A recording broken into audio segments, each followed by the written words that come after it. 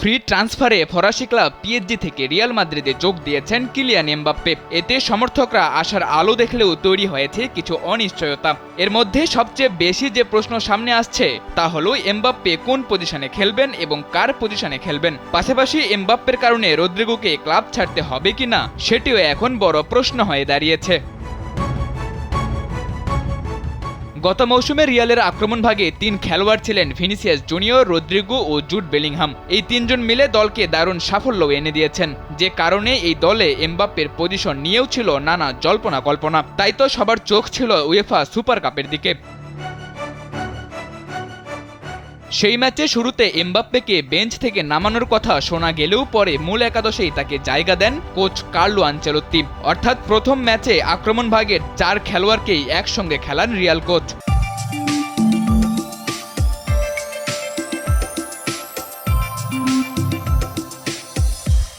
ম্যাচে দারুণভাবে আলো ছড়ান এই ৪ জন। এমবাপ্পের প্রথম গোলে অবদান ছিল ৪ জনেরই। প্রথম ম্যাচে এমন সাফল্যের পরও থামছে না আলোচনা।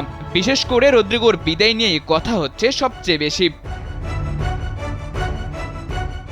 এবারের দলবদলের শুরুতেই অবশ্য রদ্রিগোর ম্যানচেস্টার সিটিতে যাওয়ার গুঞ্জন শোনা যায়। এখন পর্যন্ত সেই গুঞ্জন খুব বেশি ডানা না মেললেও পুরোপুরি উড়িয়ে দেওয়ার সুযোগ নেই। হুলিয়ান আলভারেজ সিটি ছেড়ে অ্যাটলেটিকো মাদ্রিদে যাওয়ার পর আক্রমণ ভাগে খেলোয়াড় সংকটে ভুগছে ম্যানচেস্টারের ক্লাবটি। সেক্ষেত্রে দলবদল শেষ হওয়ার আগেই হয়তো রদ্রিগোকে দেখা যেতে পারে সিটির ড্রেসিং রুমে।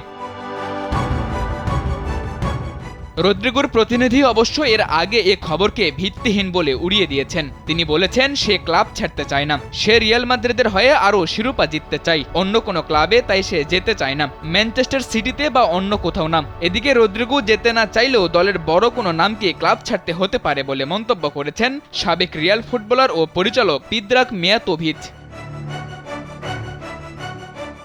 শেষ পর্যন্ত বড় কোনো নাম এবারের দলবদলে ক্লাব না ছাড়লেও আগামী বছর যে তেমন কিছু হতে যাচ্ছে সে ব্যাপারে নিশ্চিত। রিয়ালের হয়ে 4টি শিরোপা জেতা মিয়াতোভিচ জানান, পরের বছর নিশ্চিতভাবে বড় কিছু বিক্রি দেখা যাবে। খুব সম্ভবত কিছু খেলোয়াড় লস ব্লাঙ্কোসে এবারই নিজেদের শেষ মৌসুম পার করছে। সাদাতুর রাফি, কালবেলা।